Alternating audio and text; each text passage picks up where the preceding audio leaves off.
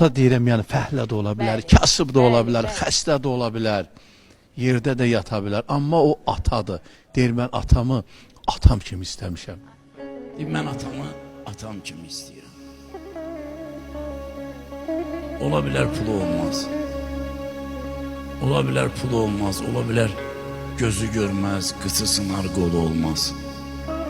Ola bilər ətrafında pullu dostlar dolu olmaz. Ola bilər maaşından başqa qazanc yolu olmaz. Fərq eləmir. Mən atamı atam kimi istəyirəm. Çoxsuna çörək verib. Çoxsuna çörək verib. Yolda kasıb görən kimi alıb isti yemək verib. Bəzən ümid, bəzən də pul, bəzən ürək dirək verib.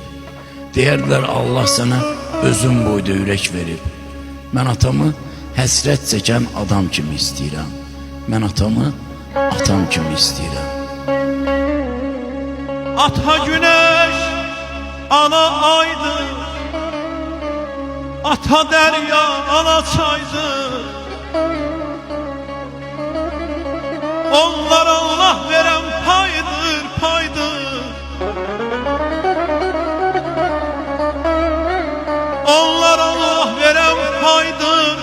Qədir qiymət bilən olsa, qədir qiymət bilən olsa.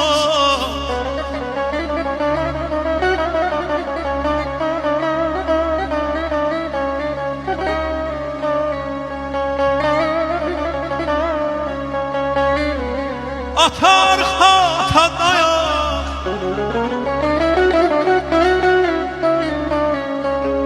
atar xata dayak, ana daim gözdən çıraq, gözdən çıraq.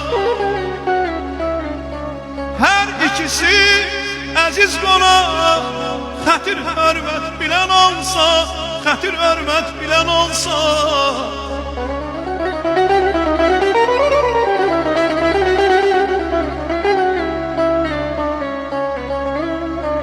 Ata-ana